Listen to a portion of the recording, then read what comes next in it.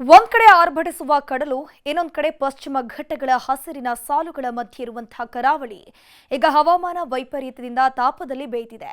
ಜೊತೆಗೆ ರಾಜ್ಯದಲ್ಲಿ ಅತ್ಯಂತ ಕಳಪೆ ಗುಣಮಟ್ಟದ ಗಾಳಿ ಹೊಂದಿರುವಂತಹ ಜಿಲ್ಲೆಗಳಾಗಿ ಕರಾವಳಿಯ ದಕ್ಷಿಣ ಕನ್ನಡ ಮತ್ತು ಉಡುಪಿ ಜಿಲ್ಲೆ ಮೊದಲ 2 ಸ್ಥಾನಕ್ಕೆ ಏರಿರುವುದು ಜನರ ಆತಂಕಕ್ಕೆ ಕಾರಣವಾಗಿದೆ.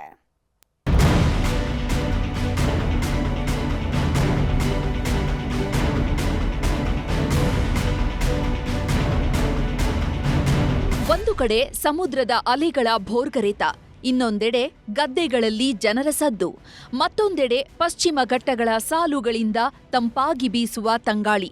ಇದೆಲ್ಲ ಮಲೆನಾಡು ಮತ್ತು ಸಮುದ್ರವನ್ನ ಎದೆಗವುಚಿಕೊಂಡಿರುವ ನಮ್ಮ ಕರುನಾಡಿನ ಕರಾವಳಿ. ದಕ್ಷಿಣ ಕನ್ನಡ, ಉಡುಪಿ ಜಿಲ್ಲೆಗಳಿಗೆ ಮಾಲಿನ್ಯದ ಶಾಕ್.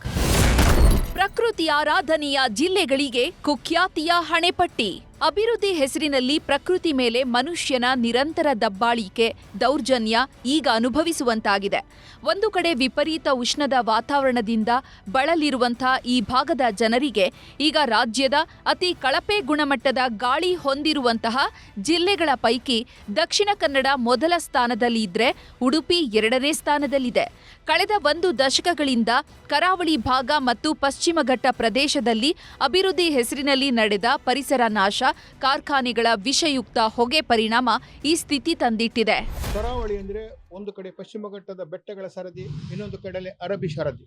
ನೋಡಿ, 2 ಕಡೆಯೂ ವಾತಾವರಣಕ್ಕೆ ಒಂದು ಇಂಪು ಕೊಡುವಂತ, ತಂಪು ಕೊಡುವಂತ ವಾತಾವರಣ ಆಗಿರುವಾಗ ವರ್ಷದಿಂದ ವರ್ಷ ಇಲ್ಲಿ ಏನು ಬದಲಾವಣೆ ಆಯ್ತು ಅಂತ ಹೇಳಿದ್ರೆ, ಕಳೆದ 10 ವರ್ಷಗಳಿಂದ ಏನಾಗ್ತಾ ಉಂಟು ಅಂತ ಹೇಳಿದ್ರೆ, ಕರಾವಳಿ ಹೀಟ್ ಆಗ್ತಾ ಉಂಟು, ಇಡೀ ರಾಜ್ಯವೇ ಹೀಟ್ ಆಗ್ತಾ ಉಂಟು. ಆದ್ರೆ ಇಲ್ಲಿ ಈ ಕಡೆ ಕಡಲು, ಈ ಕಡೆ ಪಶ್ಚಿಮ ಘಟ್ಟ ಹಸಿರು ಇರುವಾಗ ಯಾಕೆ ಇದಾಯ್ತು ಅಂತ ಹೇಳಿದ್ರೆ, ಇಲ್ಲಿ ನೇರವಾಗಿ ಆಪಾದನೆ ಮಾಡುವಂತ ನಮ್ಮ ಆಡಳಿತ ವ್ಯವಸ್ಥೆ, ನಮ್ಮ ಸರ್ಕಾರಗಳು, ಅದರ ಜೊತೆಗೆ ನಮ್ಮ ಜನರು.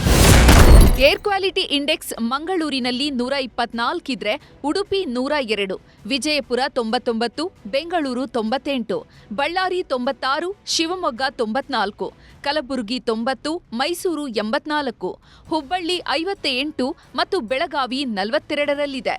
ಏರ್ ಕ್ವಾಲಿಟಿ ಇಂಡೆಕ್ಸ್ ಪ್ರಕಾರ 0ರಿಂದ 50 ಉತ್ತಮ ಗುಣಮಟ್ಟವಾಗಿದ್ರೆ, 50ರಿಂದ 100 ಮಧ್ಯಮ, 100ರಿಂದ 150 ಕಳಪೆ, 150ರಿಂದ 200 ಅನಾರೋಗ್ಯಕರ ಗಾಳಿಯ ಗುಣಮಟ್ಟ ಅಂತ ಗುರುತಿಸಲಾಗುತ್ತೆ. ನಾವೆಲ್ಲವನ್ನು ನೇಚರ್ ಅನ್ನು ನೆಗ್ಲೆಕ್ಟ್ ಮಾಡಿ ನೋಡ್ತಾ ಇದ್ದೀವಿ. ಎಲ್ಲವನ್ನು ಫಸ್ಟ್ ನಮ್ಗೆ ನೇಚರ್ಗೆ ಯಾವ್ದು ಬೇಕು, ನಾವು ಡೆವಲಪ್ಮೆಂಟ್ ಅಂತ ಹೇಳಿ ನೇಚರ್ ನೆಗ್ಲೆಕ್ಟ್ ಮಾಡ್ತಾ ಇವತ್ತು ನಮಗೆ ಏರ್ ಪೊಲ್ಯೂಷನ್, ವಾಟರ್ ಪೊಲ್ಯೂಷನ್, ಎಲ್ಲಾ ಪೊಲ್ಯೂಷನ್ ಆಗ್ತಾ ಉಂಟು. ಇದಕ್ಕೆ ಏನ್ ಮಾಡ್ಬೇಕು ಅಂತ ಹೇಳಿದ್ರೆ, ಇಲ್ಲಿಯ ಜೀವಜಲ ವೈವಿಧ್ಯತೆಗಳು, ಪಶ್ಚಿಮ ಘಟ್ಟದ ಜೀವವೈವಿಧ್ಯತೆಗಳು ಮತ್ತೆ ನಮ್ಮ ಕಡಲ ಕಿನಾರೆಯನ್ನು ನಾವು ಸಮೃದ್ಧವಾಗಿ ಯಥಾಸ್ಥಿತಿಯಲ್ಲಿ ಬಳಸಿಕೊಂಡಿದ್ರೆ ಯಾವತ್ತೂ ತೊಂದರೆಗಳಾಗ್ತಿಲ್ಲ. ಹವಾಮಾನ ವೈಪರೀತ್ಯದ ಉದಾಹರಣೆಗಳು ಕರಾವಳಿಯಲ್ಲಿ ಕಳೆದ 10 ವರ್ಷಗಳಿಂದ ಕಂಡುಬರಲಾರಂಭಿಸಿದ್ದು, ವಿಪರೀತ ಶೆಕೆ, ಮಳೆ ಮತ್ತು ಮಳೆ ಸುರಿಯುವ ಸಮಯದಲ್ಲಿ ಬದಲಾವಣೆ ಮೊದಲಾದವುಗಳು ಹವಾಮಾನದ ಬದಲಾವಣೆಗಳ ಲಕ್ಷಣಗಳಾಗಿ ಗುರುತಿಸಿಕೊಂಡಿವೆ.